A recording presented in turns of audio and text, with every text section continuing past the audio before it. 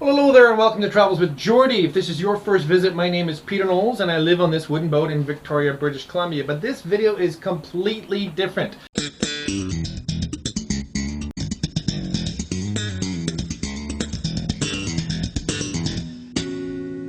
It's a celebration of a form because this is the very first video that is caught up to real time. Look, it's Christmas 2018 and I'm going to upload this video tonight. So we have finally caught up on about 6 years worth of footage over the last several years, and so that's great. Everything is happening in real time from now on. So I'm looking forward to that. So I thought this might be a good time to give my regular viewers a bit of an update on where I'm going and a little bit of how I got here. I live in Victoria on this wooden boat. I'm going to be here another couple of years probably, and then I'm going cruising. So let's jump back just a little bit and give you an idea how I got here. Peter Knowles, born in London, England, grew up in Montreal, Quebec, raised a family in Lunenburg, Nova Scotia. My marriage broke up in 2013 and I basically left Nova Scotia behind. My girls were off in university and I went traveling with my Land Rover, some of you are familiar with it, and an Airstream, some of you are familiar with it. Went all over North America, spent a lot of time in the Louisiana area. Traveling across Canada at one point one winter, came across, ended up in Victoria, ended up at an RV park that's actually in this very marina, and sort of fell in love with Victoria, but more importantly fell in love with this boat. Not only this one, but the Monk cruisers. Monk boats are not built by Monk. Monk is a designer and he worked out of Seattle, but boatyards all up and down the Pacific Northwest would build his boats. This one was built in Nanaimo in 1953. This is my boat. It's currently motor vessel Geordie, named after my dog Geordie. That's why I'll always say MV Geordie, so you know I'm not talking about the dog. My friend's boat, which is just 2 boats back, which is a boat I almost bought before I bought this one, is MV Zephyrus. Very similar boat, built in Nanaimo, 1954. Also a Monk cruiser, a little bit smaller, slightly different design. So I'm helping her with her boat. I'm working on my boat. We're almost done there. As you know, we put engines in both boats this year, so that's the big thing there. So, okay, where am I going from here? I think, as I said, it'll be here another couple of years. There's some fantastic cruising in the Pacific Northwest, certainly up the inside coast of Vancouver Island, all the way up to Alaska. Hope to get up there, down through Puget Sound, down around Seattle, hope to do some of that. But I have my sights set on some more distant cruising, and that means the rest of the world. Well, as you're saying, well, Peter, you don't have a blue water cruiser, you're not going across any oceans, and that's very true. I grew up a sailor, I've always been a sailor. My last boat was a Niagara 35. Easily could have gone around the world in that boat. But I'm in love with this particular boat. This is my last major boat of my life. I love wooden boats. There's just something about this boat I'm not giving up. I might give it up for some fantastic, huge wooden, sailboat, but not very, very likely. So I'm limited as to where I can go, or at least how I can get there. I can sail all around the Pacific Northwest, as I mentioned, Puget Sound, etc., and then I'm stuck. The option is to go out into the Pacific and down the coast of Washington and Oregon. Not ideal. There's really no good harbors all the way down, and it's a 5 or 6 day steam to San Francisco. Gets a little better after that, but that's just too risky, and I'm not going to be pulling that off. So let's talk about what I'm doing. So to be able to cruise the world on a coastal cruiser, which this boat is considered, I have some limited options, especially starting here on the Pacific Northwest of BC. As I mentioned, you really can't get any great distance from here under its own steam. So the option is trucking it or shipping it. So here's my plan. I'm going to, after I've cruised the Pacific Northwest, I will truck it from Vancouver, British Columbia to the Lakehead, which is across the Rockies, across the prairies to the westernmost terminal of the Great Lakes, which is Thunder Bay on Lake Superior. From there, I have navigable waterways to the sea, the Atlantic Ocean, but I also have navigable waterways to the Gulf of Mexico.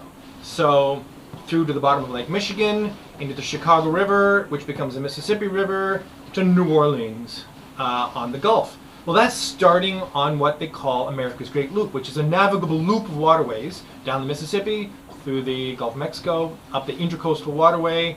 Then you have a couple of options. So, I'm really looking forward to that. I'm kind of an urban person. Think of all the great cities you go through on that tour.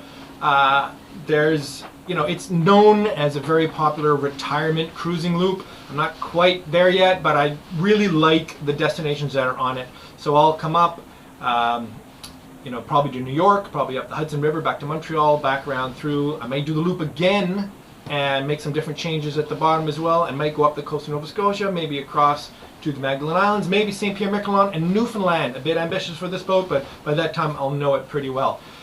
Then, oh my gosh, it gets crazier. Back to Florida. From Florida, I will ship the boat to Genoa in Italy. And now I'm in the Med. And now I have access to all the great rivers of Europe, the Danube. I mean, it just goes on, and as much coastal cruising as possible. I'd love to circumnavigate Great Britain. I'd love to, you know, there's all kinds of fantastic cruising that this boat could do if you're responsible and careful. And it's a lifetime. I'm a British citizen. Just this week, we're trying to figure out whether or not Brexit's going to happen any longer. I may still be an EU citizen, it's hard to say. In any event, I will probably end my days in England after that, and you know, I'll be done with this boat, and I'll end up on one of those little steel canal boats. I absolutely love them. They're not, you know, what I want today, but I'll spend the rest of my days until I can't boat at all, cruising the canals of England. So that sounds great. There's only one catch, and that's the Land Rover. Seems strange. What's the Land Rover? How could it be a catch? Well, the thing is, I don't really have a way to justify keeping that truck. It's been wonderful. I mean, I absolutely love the truck. I hand built it in about 2008, 2009. It's been good to me. But its relevance in 2018 is becoming less and less plausible. I really, after I've finished building the boat, I'm not going to have any real need for it, especially once I go cruising, and I have no place to store it. I'd hate to sell it, but it probably is going to move on. But first, I want to do one last road trip in it, and I mean a really significant road trip. One drive as far around the world as you still can. You know, it depends on how crazy you are, how far you can go these days. I'll do certainly the rest of North America, ship them Halifax to the UK, drive all over England, Northern Europe, work on my way down through Southern Europe, Italy, Spain, Italy, into Croatia. After that, I'll have to see how it goes. It'll be some years hence, and political situations may be changed. You know, Serbia might be a little easier to get through. I don't know. The top of Africa. There's lots of options in there, and there are a lot of people probably watching this that have a lot more experience on this. I've been Googling like crazy the last year or so, trying to figure out what kind of super road trip I can do. I haven't included South America in that yet, because that might be on the return loop from Japan. So it's hard to say. I don't know how exactly that'll go, but I am going to take a year or two and do some last major road trip with the truck, then probably sell it. The funds from that would probably pay for having a boat shipped across to Europe. So that's the big cruising plan from now till then. So what we've never really done is giving you a proper tour of this boat. I can't believe it. I've been doing these videos for so long, and I don't think you've had an actual tour. So let's get you off the tripod and show you the boat as it is today. So let's get started on a bit of a tour. By the way, this is what December the 14th looks like in Victoria, BC. Pretty bloody glorious. Hard to argue with that. Okay, let's go forward into what's called the forecastle. Forecastle is shortened from forward castle. Some people just call it the fore cabin. Now this is a remarkably spacious forward cabin for a boat of this size. It's also been kind of hacked up somewhat. So let's start over here. This is the last remaining cabinetry on the whole boat. This bunk and the drawers and cabinets below it. There was one on each side when I bought the boat, and basically it made up the forward cabin. This will be coming out. I just haven't done it yet. I've already taken this one out and mocked up a little temporary little nav station, which is what I sit at basically all day while I work at designing houses, which is what I do for a living.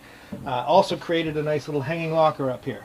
Forward cabin also happily has a forward head, which I haven't done anything to. In fact, I've hardly ever gone in there and mostly stored junk in there. So what's going to happen here, totally rebuilt, the rest of this is coming out. As some of you know, I moved the companionway 1 foot to starboard, thus you can see the repair here in plywood. So this will all get rebuilt, and the bunk here will come to here, making it almost double size, wider than double at the back, but of course at the front it still will be fairly narrow. And this side, all new cabinetry, will become a nav station, office, workstation, whatever you want to call it. I actually really enjoy working here, even though it looks like a little hovel right now. I find it a really great space, and it means I don't have to work out in the wheelhouse at the main table where it's usually too bright and I don't want to have stuff there. So basically that's what's going to go on here. We're going to do that this winter. Let's go off into the wheelhouse. Okay, the wheelhouse, definitely the main cabin on the boat and just a glorious place to be. I love all these windows, fantastic place. Okay, when I bought the boat there was nothing in here at all. It was just an open space and there was a helm on the port side. Again, the companionway was centered and I've moved that over. So the reason I've done that is because this side, the port side, is going to have a big settee instead of this garden furniture I've been living in the last couple of years actually. So you'll see it develop. I've got it mostly designed and I'll be showing it to you. It'll be kind of a modular thing, a bench at the back that will stay, some modular tables. The forward bench can be facing either aft or forward when you're steaming. There's a whole bunch of different arrangements that can happen there, so we'll go into that. Starboard, there'll be a new helm starboard behind the tree. There's nothing there at all right now. And the galley has moved up into the wheelhouse. I love it here. Now I'm a bachelor, so maybe this looks like a pretty tiny 18 inches of counter space. It suits me. In fact, there'll also be a flip-up counter there for another 3 feet of counter space. Basically, sink, bit of counter, stove, all good. Brand new, Force 10. I love this stove. Absolutely love this stove. Okay, and of course this is just a mock-up and it'll all be rebuilt and you'll be watching that over this winter. Just want to mention something. If you watch a bunch of episodes, you saw me build this window and put this V-joint paneling up on this bulkhead. This has got to go. I was thinking that the boat was going to be too dark and I needed some white surfaces, thus the paneling. But I hate it. It's just so inappropriate for boat. So that's coming out and it'll be going back in mahogany. In a paneling, but in more of a mission style, kind of arts and crafts style, Frank Lloyd Wright, some people might say. That's going to be sort of the theme of the boat, and you'll see that develop as I start to show you some of the design stuff. Basically what I'm building is my own pub, right? No, that's not quite true, but not far off. Okay, let's go to the aft cabin. Okay, now this cabin has changed a lot from when I bought the boat, and I guess I'm going to be showing you some pictures. The door is in the same place. It's a new door, of course. To the starboard side, there was a settee with a little flip-up back that made another bunk, and forward of that was the head, the same place. You've watched me put on some new paneling to make it a little more appropriate, but this bathroom, I don't know if I've ever showed you, is the most extraordinary thing. Someone completely fiberglassed it. It's entirely encased and done very well, I should say, with fiberglass. Now, is that gorgeous? No, it really is not. But what it is really, really functional. So I haven't done a darn thing to it at all. Over time, I will be building new cabinetry in here, some new storage, a new shower grate, new toilet. So there's lots to happen in there, but the basic shell of a fiberglass head is pretty slick, and so I'm very, very grateful for that. No doubt about it. Okay, so again, coming in, first came in before, this was a small dinette, and I mean a really small dinette, and really funny to sit at. It wasn't comfortable at all, and it wasn't even a full-length bed, so you couldn't sleep in it. Forward of that was the old galley. It was quite a functional galley, big U-shaped thing. It was, you know, 1980s or 70s reno. It was not nice, but was functional. But I'm much happier to have turned the entire aft cabin into a bedroom. As you can see, I have a full-size residential double bed here with a real mattress. Love it. Here will be a changing area. There'll be a fairly large hanging locker, all in mahogany here. And this side will change to what I would call like a credenza. It'll be a big chest of drawers, washer dryer at the back here. So I think this will be really a nice, comfortable space. I love the way it feels. I love the windows. I love sleeping up against a window I can open.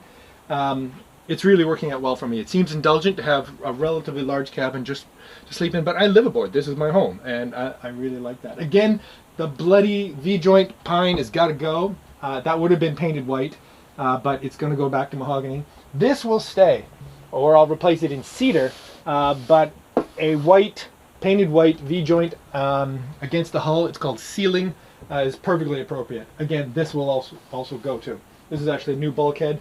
Now let's go out into the cockpit. Here are all the thwarts that I made last year, and I have to confess, the cockpit has a cover on it again because I never finished the cockpit. I kind of fooled around all summer. Well, I did put 2 engines in boats, but let's go out and I'll show you where we are there. Okay, so now this is a little bit embarrassing. A year ago, I tented off the cockpit to rebuild the bulkhead, which I did do. Rebuild the sole, which I didn't finish. Repanel and build new thwarts and new lazarets in here, which I only got started at. And what you can see is I only ever got 1 coat of oil on it, and the wood is in need of refinishing. Well, that's just sort of typical for me, having to refinish things several times, but it's not really the end of the world. So that's why I've re-tented it, I've enclosed it, and I will get the thwarts finished and all the brightwork in here refinished in this nice dry environment, and then it'll be done, it'll be ready. I don't know if I'll get the teak on the cabin, on the cockpit sole done this winter, mainly because it's about $1,000 worth of teak, but you never know, might get to it. Anyway, gonna be lots of fun work out here. I'm really looking forward to it because I'm looking forward to it looking perfect. As you can see, I'm partway through the rebuilding of the heat exchanger for MV Zephyrus overlapping projects, but that's what next week's going to be all about, and we'll get into that in a minute. Okay, so what's going on in the next few months? Well, really looking forward to turning the boat back into a shop. This whole space is going to be dust and mess and tools and mahogany. Really looking forward to that. I would have started this sooner, but so many overlapping projects, as well as my real work environment that has to pay for all this, has kind of got in the way. Then Christmas, but have some neat plans for that we'll share with you. But starting January 5th or so, this will be a wood shop, and we're back to being aboard MV Geordie and doing carpentry. Do that right through until the weather gets good, including the work that I'm doing in the shelter out in the cockpit, which I just showed you. Really looking forward to that. I'm sort of putting off advancing my engine for the next little while because it needs quite a few parts, and I need to be able to save up to buy them is what I really need to do. So that'll be put off a bit, but should have the boat running by early summer. MV Zephyrus, my friend's boat. Next week's episode is going to be about finishing getting the boat running. I have all the parts assembled, the heat exchanger, other things like that. We have a plan to take the boat downtown. We're not quite downtown Victoria here, we're on the edge of the harbor. Right downtown in the inner harbor, there's a beautiful marina right in front of the Empress Hotel and the legislature. It'd be a really fun place to spend Christmas. So we're going to take the boat down there and live downtown, which means walking distance to the pub and the bakery, the butcher, baker, candlestick maker, all that. Really going to have a lot of fun with that. But to do that, the boat's got to run, and it's got to run safely, even though it's only a short trip. So that's given me a bit of a goal to get that engine running and the boat running again, and that's really good. So that's what's coming up until January when we get back in here. After that, we'll be carrying on the boat. This boat will be functional, and I'll do a lot of my work while cruising. In other words, I want to be able to spend at least 3 or 4 months a year cruising and do a lot of the work on the boat while I'm there, because there's still a lot of work to do outside, and although you can get away with a little sanding and stuff out here at the marina, it's not really appropriate to be making a lot of noise here. After that, as I said earlier, as soon as the boat is really capable and I've basically saved a little bit of a cruising kitty, I'm off cruising. So what's the future of the channel? Well, in the meantime, it's going to be boat refit videos. We're going to carry on doing the boat refit until I can start to go cruising again, and then it'll be a combination of cruising and boat refit in one, because I'm staying living aboard and I'll be working on this boat for the rest of the time I own it. Wooden boats, you start at one end, you get to the other end, just start at the front again, right? I mean, that's the way it's going. Somewhere in there, there will be the road trip. Again, you're coming along for the drive. Drive around the world as far as we can, have as much fun with that. That'll be pure travel. You're probably wondering, what about Geordie? Geordie is well, he's happy, and I'm going to include him in as much new footage as possible, but he's not going to be with me forever. He's 14.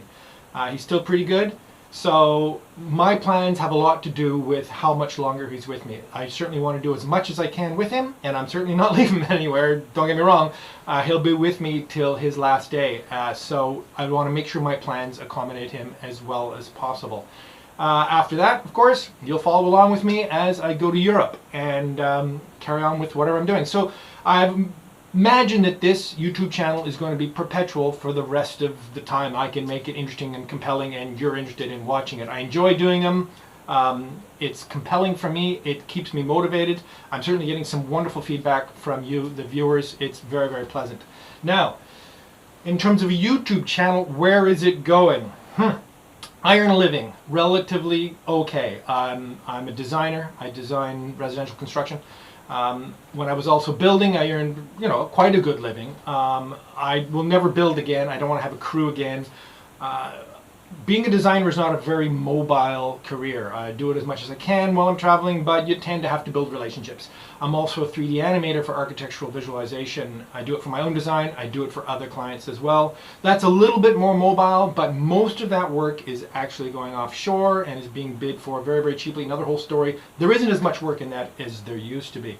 So, yes, you know, the holy grail of YouTube, I'd love if someday this channel could actually return a little bit on to the work I put into it. That'd be fantastic. It's a lot of work now, probably a couple of days a week now. I would love to drastically improve the video quality, make it more cinematic, make more story, and I'll do that anyway. But if I get to the point where I feel the content is good enough and is taking enough time out of what else I could be doing, I will find a way to monetize it, and that'll never be through advertising. Probably use the Patreon system. I don't know much about this. I've certainly seen some channels do very, very well that way. I personally, at 56 years old now, would rather watch videos that I patronize rather than watch videos with ads. And that's just me. And I'm imagining most of my demographic, my viewer, most of you are in my age or older and are sort of not all that interested in ads. I just don't like advertising. It's just the way I am. I know it makes the world go round, but I'm hoping never have to advertise or monetize this channel directly. It's possible that YouTube actually penalizes you for not doing that, although that's a big controversy I don't want to get into. So yes, someday, maybe in the not too distant future, I will create a Patreon page, and if some of you are generous enough to think that you'd like to help support me and move that along, that would be fantastic. I'd be very, very grateful for it. It would also stimulate me to put more of my energy into the channel, and eventually when I go cruising, I'll have much less access to my regular income, and anything I can get off of the work I do for you guys would be absolutely fantastic. So that's the future in a nutshell. So for those of you who made it through this entire episode, cheers to you. We'll get back to our regular scheduled programming next week, and that's getting the engine running in Zephyrus. Thanks for sticking with me. Cheers.